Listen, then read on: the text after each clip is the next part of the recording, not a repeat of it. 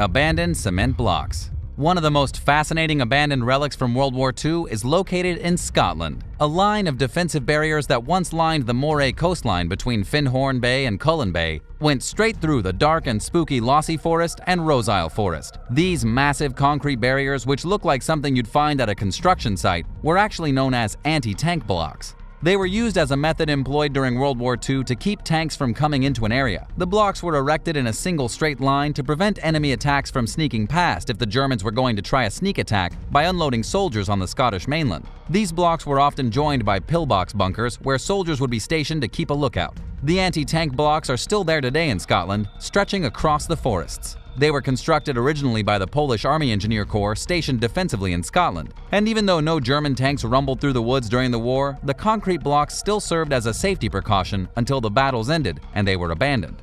Secret Nazi nuclear bunker. When you think about the Nazis, you typically think about lunatic German soldiers shouting angrily and doing some pretty horrendous stuff. You don't typically think about ants. But in fact, the Nazis were basically a bunch of ants. They burrowed all underneath Europe, constructing all kinds of underground tunnels and bunkers, with some of them only being found now. For example, a filmmaker in Austria just discovered a network of underground bunkers in 2019 that had been used by the Nazis in their attempts to develop an atomic bomb. This happened just outside a small town near Linz. Its location was determined using old intelligence reports and radiation tests. The filmmaker actually utilized a report from the 1940s from an American spy who thought there was a secret weapons program in the area. And yeah, it turns out there really was. The facility was built using the slave labor from a nearby concentration camp and covered around 75 acres. It's now believed that the underground tunnels connect to the famous Bergkristall factory,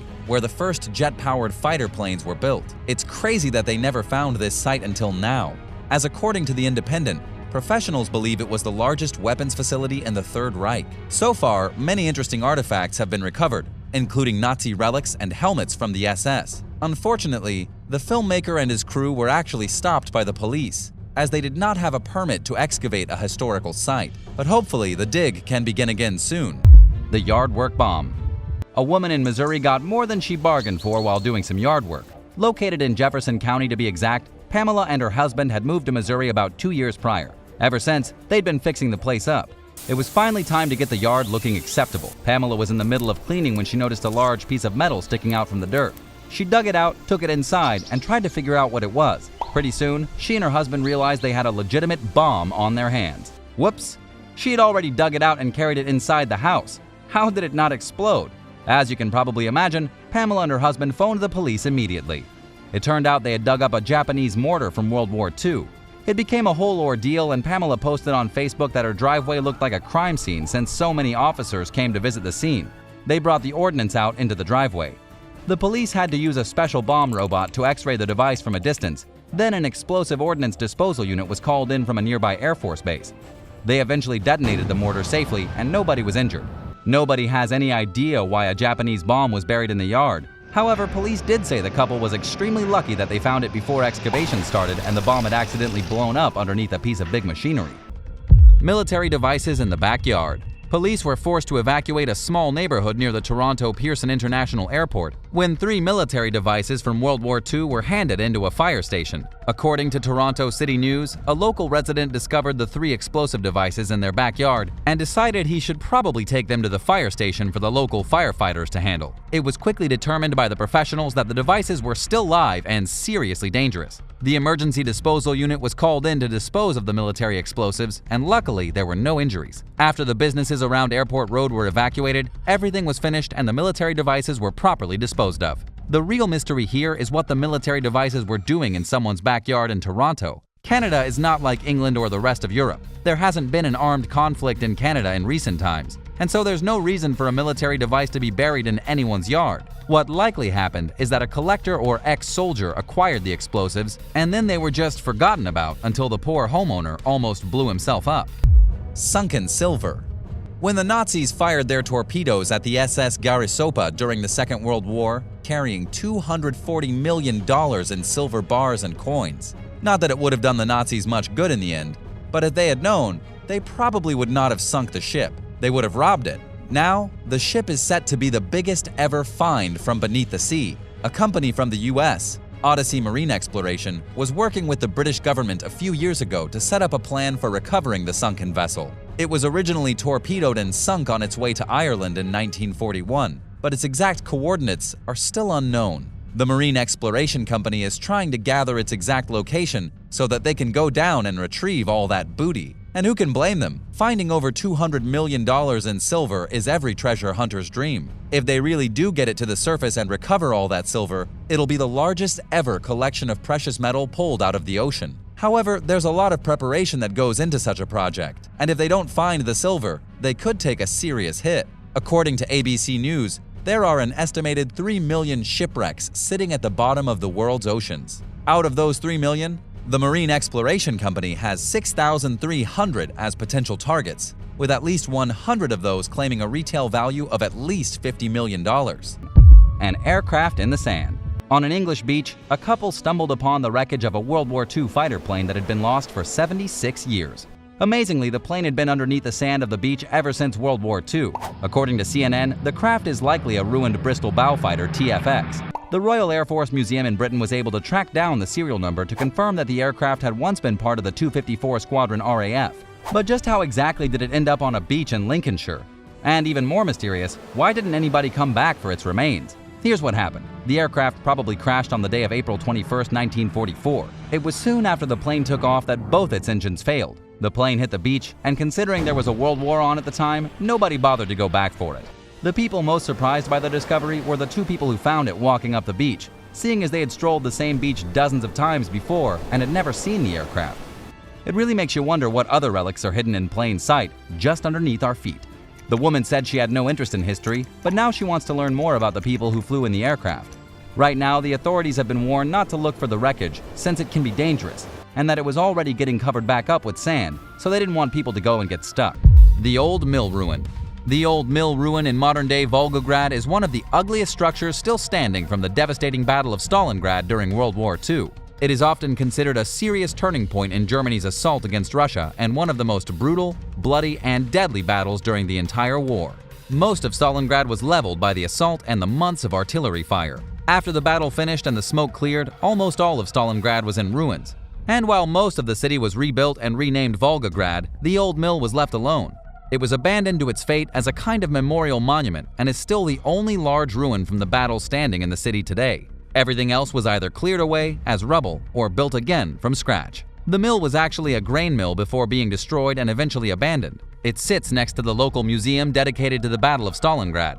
The roof is missing, but the red brick walls are somehow still standing strong. The interior is nothing but a hollow shell.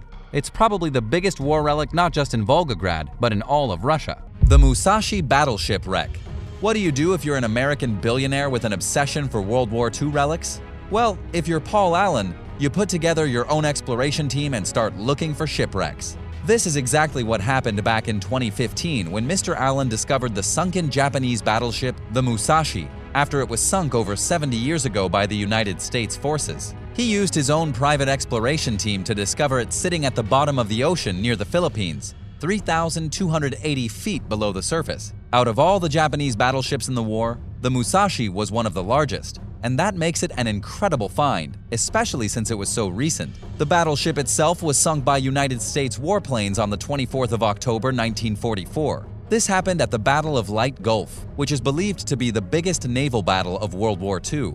And it was the decisive battle in which American and Australian militaries brutally defeated the Japanese Armada. This is a serious piece of history, and while Mr. Allen can't exactly bring the vessel to the surface, BBC reports that he is still very pleased at discovering the ship, as it had taken him around 8 years to find.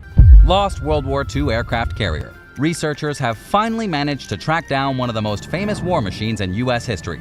It's called the USS Hornet, and it was a legendary aircraft carrier from World War II that was sunk during a battle with the Japanese Navy in 1942. It was found deep in the Pacific Ocean, detected using sonar imagery. It's currently sitting 17,500 feet below the surface of the ocean, near to the Solomon Islands. What's really eerie about the aircraft carrier is that it's sitting so far down that there's almost no ocean life on it, despite being sunk for nearly 100 years. There just isn't that much life down there to turn the ship into its own personal aquarium.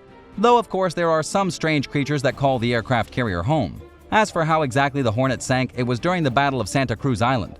Japanese aircraft bombarded the aircraft carrier until it sank and its crew was forced to abandon ship. 111 sailors lost their lives in the battle. The carrier is most famous for the role it played in the surprise bombing raid on Tokyo back in April of the same year in which it was destroyed, when a host of B-25 bombers took off from the ship's deck and rained down fire on the capital city. The German Artillery Battery. The German artillery battery located at Lons-sur-Mer in France is the most notorious weapon from D-Day, when the Allied forces stormed the beaches of Normandy. This gun was perfectly positioned to take on the landing armies on June 6, 1944. It was installed at the edge of a roughly 180-foot, 55-meter cliff, with a direct line of sight to where the Allied fleet was landing between Omaha Beach and Gold Beach. This destructive weapon took many lives. It had 4 150mm guns and 1 120mm gun, and they were used to devastate the incoming soldiers. In May 1944, the battery was still operational, but the firing command post built on the edge of the steep cliff didn't have enough of the necessary equipment for calculating the most effective fire against targets anymore. The artillery battery was eventually overrun by British troops, and afterward, the battery was just kind of abandoned. There was a lot going on and nobody thought about tearing down the old German battery for years, letting it slowly decay on its own until it was recently turned into a tourist site. Now visitors can check out the old abandoned battery that once housed 180 Nazis hell-bent on killing everything that stepped foot on the shores of Normandy. Carrier pigeon in the chimney.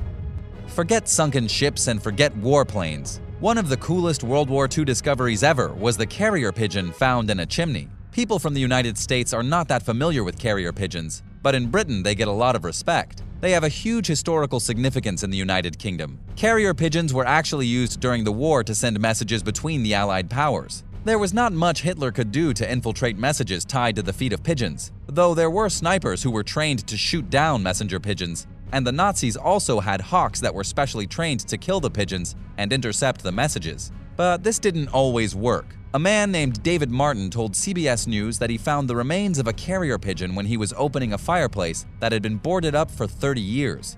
During the cleaning, it became apparent that there had once been a bird using the top of the chimney for its roost. But obviously, it was the last roost that bird would ever use. Upon closer inspection, David found attached to one of the pigeon's bones a red capsule with a spool inside.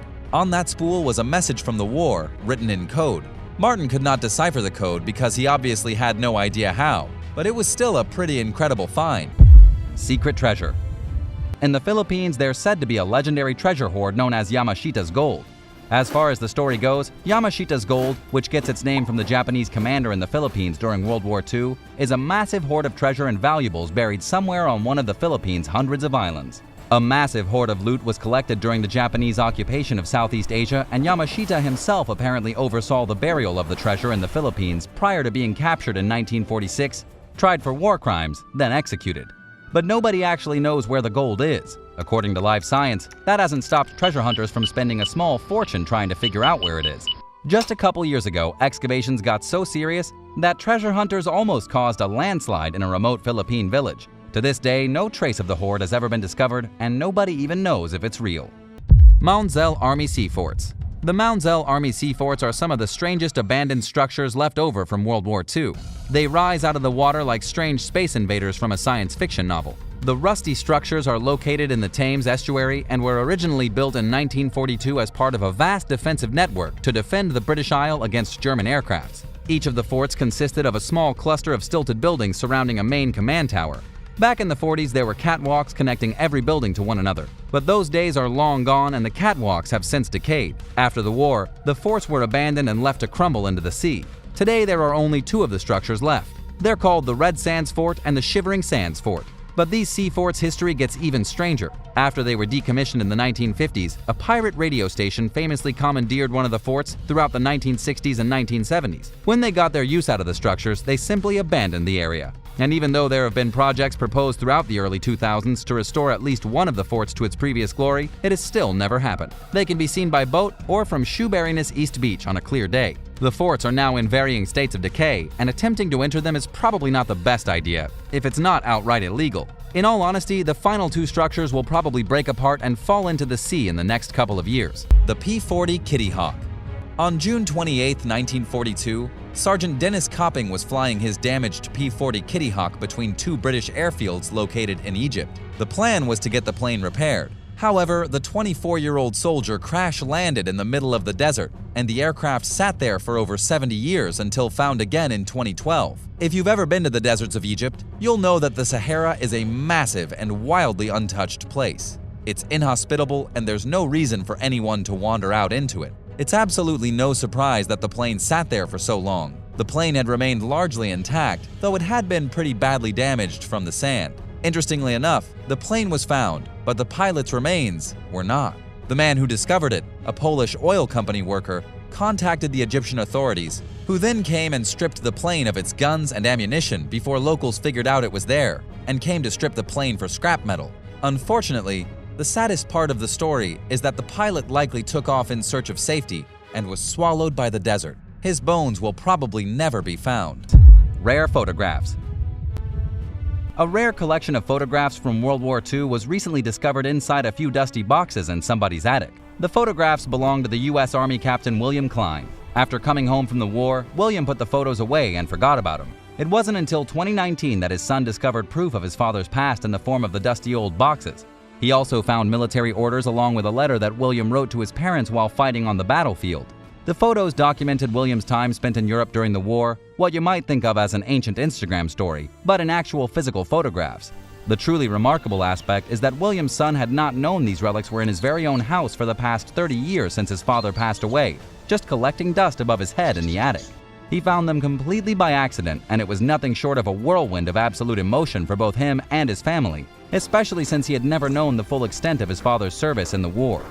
Hurtgen Forest. After the Allied forces crossed the German border in September of 1944, they undertook the longest single battle ever recorded in United States Army history. They fought from September 1944 until February 1945 in a single area of 50 square miles. The battle happened in Hurtgen Forest as part of Operation Queen, with the main goal being the capture of the town of Schmidt. But the only way to actually capture the small town and secure the Ruhr River and its important dams was to fight through the forest. It became a brutal trench battle just like in World War I.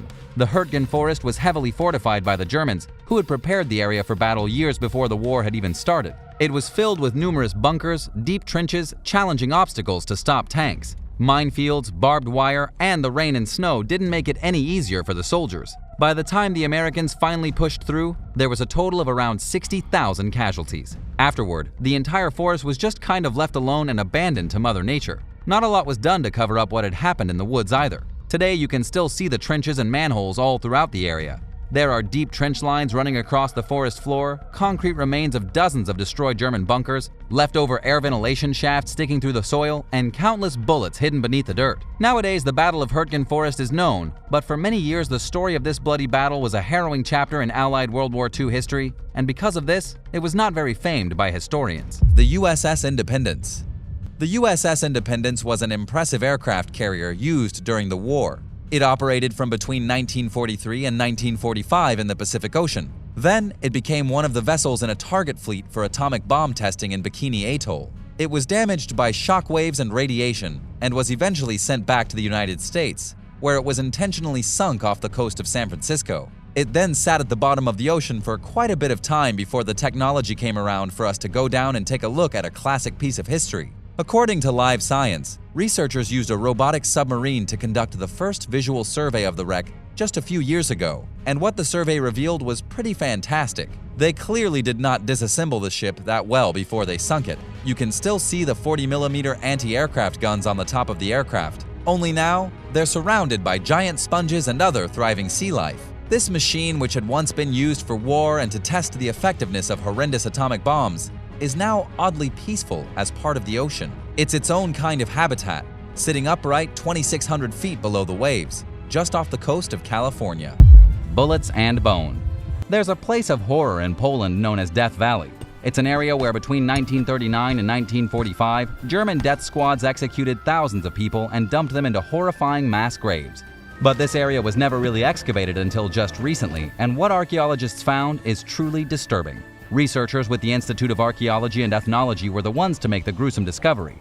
They found fragments of bullets that were probably used to kill completely innocent people. They also discovered the belongings of those who had been wrongfully put to death. These items included a wristwatch, a spoon, and a plate, and even a woman's brooch. But more disturbing than anything were the bodies found in the fragments of skulls, femurs, and the loose teeth. almost all of them uncovered less than a foot under the ground. The recklessness in which these people were buried proves just how savage the Nazis were in Poland during the war. The bullets and shells found around the site have been identified as coming from both Walther PPK and P08 Parabellum pistols, suggesting those who had been executed had been shot in the head at close range. Abandoned torpedo launch station. There's an abandoned World War II torpedo launch station still sitting off the coast of Poland. It's about 1,000 feet, 305 meters from the shore, and clearly visible from a secret remote beach that almost nobody visits. This is a huge relic from World War II, used by Germans to launch torpedoes in the Baltic Sea. It was only used between 1942 and 1945. In modern times, the eerie complex has been nicknamed Torpedonia. After the war, the area was given back to Poland and the station was taken by the Soviets. They used the facility for military dive training until they too eventually abandoned it and the entire place fell into disrepair. All the usable equipment was taken for use elsewhere in the USSR, and the entire station was just left to rot. There was once a long wooden pier connecting the complex with the shore, but that was blown up purposely to make it harder for curious civilians to reach the launch station. But still, a strong swimmer can easily make it to the facility and explore the abandoned rooms. Would you be one to explore Torpedonia? The Japanese Mega Sub. The Japanese I-400 class submarine was easily one of the most impressive war machines of the 1940s. It was the largest submarine ever built, and it kept the title of largest until the 1960s when nuclear ballistic missile submarines went into production. But in the 1940s, it was a mega sub. It had the ability to travel around the entire world 1.5 times without needing to refuel. It also had the ridiculous capacity to carry 3 airplanes while under the water. It was designed specifically to attack the continental United States. This is something a lot of people aren't familiar with. These massive submarines were actually designed to sneak up to the shores of North America, then launch their destructive weapons at cities on the coast while deploying aircraft. If any of these vehicles had reached the shore, it would have caused thousands and thousands of civilians to lose their lives. Luckily, only 3 of these subs were ever built. They ended up being destroyed by the Americans after the war to keep the Soviets from getting their hands on the technology. But the location of the wrecks remained largely a secret until 2005, at which point one of the submarines was found by an undersea research laboratory out of Hawaii. The wreck is almost 3,000 feet under the ocean, and so it's likely that its secrets will remain with it. Lost dog tags. Robin McNeil was renovating a customer's home in Australia when he discovered something incredible. He was messing with the mantelpiece over the fireplace when something slipped out of it and clattered to the floor. It was a dog tag, branded with the number NX52255. But the really strange part is that the dog tag had the name A. McNeil stamped into it. It was the same name as the contractor, making it seem like fate had connected Robin with the tag. With permission from the homeowner, Robin took the dog tag down to the Australian War Memorial. They soon launched an investigation to find the owner of the tag. It turned out that a man named Andrew McNeil had served in World War II, was captured as a POW in Singapore back in 1942, survived the ordeal, and eventually made it back to Australia. He then moved into the house that Robin found his dog tag in 70 years later. According to ABC News, the tag was eventually handed over to the soldiers' grandchildren, who had always wanted to find out more about their grandfather's service but had never been given the opportunity. The dog tag will now stay with them for the rest of their days. The secret transport tunnel. Near a popular tourist neighborhood in Stockholm, there is an old and overgrown train track with a dark, intriguing, and somewhat secret history. The old industrial track was crafted between 1925 and 1940, and the entire purpose of the track was to bring wounded men arriving by ship at the nearby harbor to an underground disaster center hidden beneath a local hospital. However, it was never actually used during the war. No wounded soldiers ever arrived by boat into the nearby Stockholm harbor. The track was violently bombed by the Soviets during February 1944, and there was never any additional work done to complete the tracks or the secret disaster center. Today, the tracks in the underground tunnel are abandoned and mostly unknown by locals and visitors alike. Panther tank in the basement. Everyone dreams of owning a tank. Arnold Schwarzenegger has one. Why can't I? Well, in 2015, police in northern Germany seized a World War II Panther tank that was being kept inside a senior citizen's home. The man in question was 78 years old at the time, and he'd been hoarding the Panther tank along with some other pretty impressive military equipment, such as a torpedo and an anti-aircraft gun. As reported by the BBC, it was no easy job getting all that stuff out of the guy's basement. The army had to be called, and they actually had to bring a modern tank to get the Panther tank out of the old man's cellar. It apparently took 20 soldiers a full 9 hours to remove the tank, and now the city is investigating the man's military collection, as it could be in violation of the War Weapons Control Act. But considering the man is almost 80 years old, it's pretty doubtful if he really cares. And in any case, none of the weapons were operational. But what I want to know is, how big is this guy's basement? He had a giant anti-tank gun and a full Panther tank. That's a pretty big basement. And how did he get them down there in the first place? According to locals, it was actually pretty common knowledge that he had the tank. They even say he'd been seen driving it in a freak snowstorm over 30 years ago. Milk can treasures. A teenager in northeastern Poland discovered a treasure trove of relics and interesting artifacts from World War II in the strangest of all places. He found the treasures inside of 2 milk cans. Even weirder, the milk cans were buried next to a lake. Someone had tried to hide what may have been ill-gotten goods, probably hoping to come back for them later. Instead, they'd simply left a time capsule waiting to be discovered 70 years down the road. What kind of stuff was inside the milk cans? According to a report from Live Science, the teenager found an officer's uniform from the Unified Armed Forces of Nazi Germany, a toothbrush, a pocket watch, a whole lot of money, a bunch of coins, and even a diary from 1914 to 1918 during World War I. But the discovery got really crazy after the parents of the teen contacted the authorities, and they later identified the relics as belonging to an aristocratic Prussian family who lived near the lake back when the area was part of Germany, known as Prussia. The artifacts were confiscated from the teen and then given over to the daughter of the count who headed the family during the 40s. The daughter was 81-year-old Waldtraut von Finkenstein, situated across the border in Germany.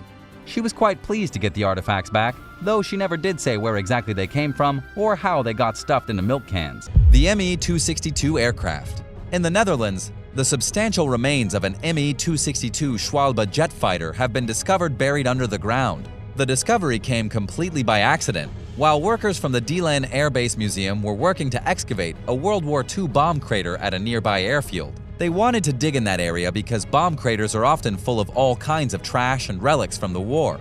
It might have been trashed 70 years ago, but today, a lot of people consider that stuff treasure. During the digging, the workers found the nose of the jet fighter along with its 4 gun ports. The windshield was easily recognizable, as was the heavily armored glass. And not to forget the 2 Mk108 30mm nose-mounted cannons. Because the team was not a real archaeological team, they had actually started their dig by hand. It took them all day with their hands to dig out the nose of the craft, but they couldn't get out the wing section. They had to send for bigger equipment, and when all was said and done, they ended up unveiling the entire aircraft. It was a very historical find, considering the workers believed the plane to be a Stormbird fighter bomber variant, which were pretty rare overall in the war, and one of Germany's most secretive air weapons. A hidden bunker.